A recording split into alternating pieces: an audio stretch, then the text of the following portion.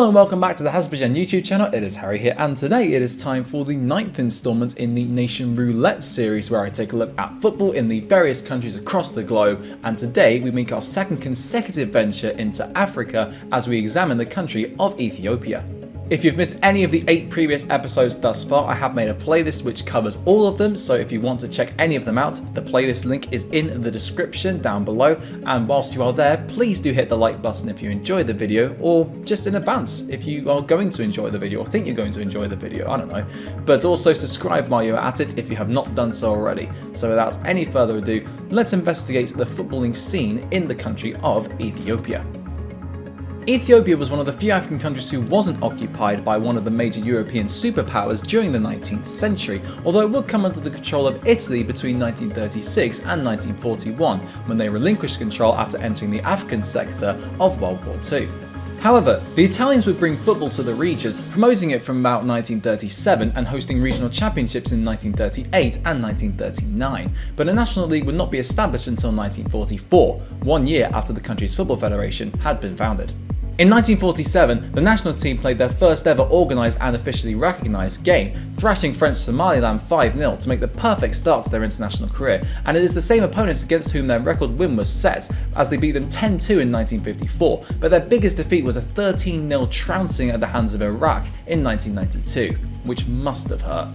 They would join FIFA in 1953, and 4 years later they were founding members of the Confédération Africaine de Foot alongside South Africa, Egypt and Sudan, featuring in the first ever African Cup of Nations alongside the latter two nations, and finishing in second place behind eventual winners Egypt. Just 5 years later though, their crowning glory on the international stage would arrive, as on home soil they won both their games to lift the African Cup of Nations for the first and only time in their history. However, their fortunes have fallen drastically ever since, and since 1970 they've only qualified for 3 African Cup of Nations tournaments and only 1 since 1982, when they came bottom of their group in 2013. Furthermore, they are yet to appear at a FIFA World Cup finals, meaning that incredibly, I've only covered 2 nations in this series so far, those being Colombia and the Democratic Republic of Congo, who have actually made it to FIFA's showpiece event. The closest they've ever come was for the 2014 edition in Brazil, as they made it to the final playoff match but would lose 4-1 over 2 legs to Nigeria, who qualified at their expense. They were actually suspended by FIFA in July 2008 after the government replaced the incumbent president of the Ethiopian Football Federation with their own preferred choice, and as FIFA disliked governmental interference in football, they weren't allowed to take part in organised FIFA tournaments for a year until they appointed new presidents in July 2009. So what brought about this decline, I hear you ask? Well, as is so often the case, it's mostly to do with politics. The years between 1974 and 1991 saw Ethiopia ruled over by a communist regime, and to say it was a turbulent 17-year period would be a complete understatement. Attempted coups on the government, droughts and refugee crises were commonplace throughout this 17-year span, and that's just the start of their problems, as between 1977 and 1978, 500,000 people were killed by enforced starvation or deportation in what became known as the Red Terror. A widespread famine between 1983 and 1985 would affect vast swathes of the country even more, and it was only in 1991 that Colonel Mengistu, the general who was oftentimes responsible for these heinous events, was finally deposed and exiled. Set against this backdrop, it's understandable as to why Ethiopia suffered a significant drop in quality from the 1970s onwards, made even more obvious when Meles Zenawi, who was the Prime Minister of the country between 1995 and 2012, would frequently assert that football stadiums were of much less importance to the country than fertilizers, refusing to invest in infrastructure in any way. The infrastructure in the country was crumbling until recently when, thanks to mass Chinese financial support, there was a greater development in stadium and facilities, but many attempts to host the African Cup of Nations for the first time since 1968 have all fallen on deaf ears, in spite of this immense progress. What's more, the domestic scene has also been stunted in recent times, with much more attention being given to the English Premier League over the Ethiopian Premier League. Despite football being the most popular sport in Ethiopia, most of the populace didn't have a vested interest in football until their qualification for the African Cup of Nations in 2012 and their World Cup playoff against Nigeria in 2013, when there were widespread scenes of frivolity and joviality, especially upon the former celebration when they qualified for the tournament. Once again though, they have slipped back into obscurity after Sonet Bisho, who was the manager during their modern day golden age, was sacked following their defeat to the Super Eagles after criticising the government for failing to look after grassroots football in the country.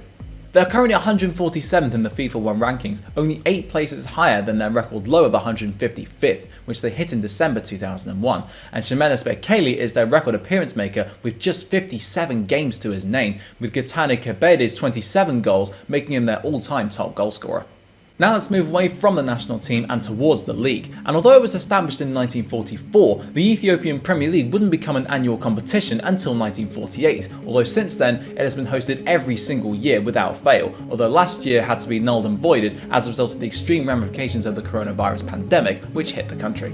From 1952 until 1974, clubs from Eritrea would take part in the Ethiopian Premier League as a result of its annexation into Ethiopia by the UN, a move which was made official in 1962, and 3 teams would win the league 9 times between them during that era.